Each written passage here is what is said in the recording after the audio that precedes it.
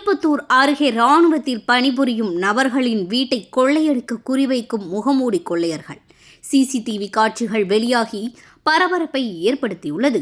திருப்பத்தூர் மாவட்டம் திருப்பத்தூர் அடுத்த அவ்வை நகர் பகுதியை சார்ந்த வெங்கடேசன் என்பவர் ராணுவத்தில் பணிபுரிந்து வரும் நிலையில் அவரது மனைவி சோனியா என்பவர் குடும்பத்தினருடன் வீட்டில் வசித்து வந்துள்ளார். சோனியா ஓம் சக்தி கோவிலுக்கு மாலை அணிவதற்காக தாய் வீடான மல்லங்குண்டா பகுதிக்கு சென்றுள்ளார்.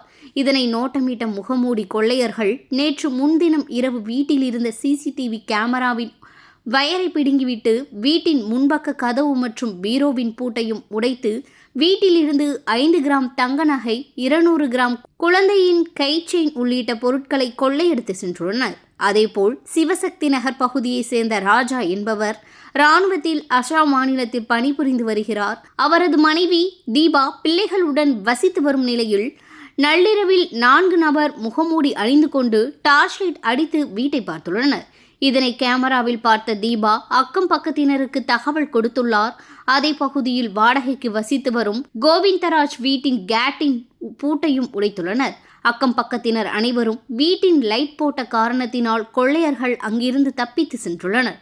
ஜோலார்பேட்டை அடுத்த ராஜீவ் நகரில் பட்டப்பகலில் ஆசிரியரின் வீட்டை பூட்டை உடைத்து 40 சவரன் தங்க நகை கொள்ளையடித்து சென்றுள்ளனர். அதேபோல் இராணுவத்தின் பணிபுரியும் நபர்களின் வீட்டை நோட்டமிட்டு கொள்ளை சம்பவத்தில் ஈடுபடும் முகமூடி கொள்ளையர்களால் பொதுமக்கள் பீதி அடைந்துள்ளனர்.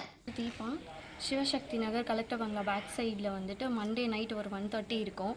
கரண்ட் ஆஃப் ஆச்சு. கரண்ட் ஆஃப் ஆன அப்புறமா நான் கேமரா ஆன் பண்ணி பார்த்தபோது ஒரு 4 மெம்பர்ஸ் அங்கேருந்து வந்துட்டு இருந்தாங்க. டார்ச் அடிச்சுட்டு வந்துட்டு இருக்கவும் அது நான் கோஸ்ட்டுன்னு ஃபஸ்ட்டு நான் திங்க் பண்ணேன். அப்புறமா கிட்ட வரதான் தெரிஞ்சது அது ஒரு பர்சன்ஸ்ன்னு.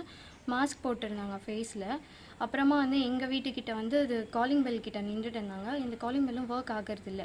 அது காலிங் பெல் அடித்தாங்களா என்னன்னோ எனக்கு தெரியல. அங்கேயே நின்றுட்டு இருந்தேன். அப்புறமா டார்ச் அடித்து பார்த்துட்டு கிளம்பிட்டாங்க. கிளம்பி போன அப்புறமா நான் பக்கத்தில் இருக்கவங்க எல்லாருமே கால் பண்ணி இன்ஃபார்ம் பண்ணதும் எல்லாம் லைட் போடுறதுக்குள்ளே எல்லாருமே எஸ்கேப் ஆகிட்டாங்க அப்படின்னு சொன்னாங்க. அப்போ தான் அவ்வளோதான். உங்களுக்கு எதுவும் எடுத்துகிட்டு போன பொருள் எதுவும் இல்லை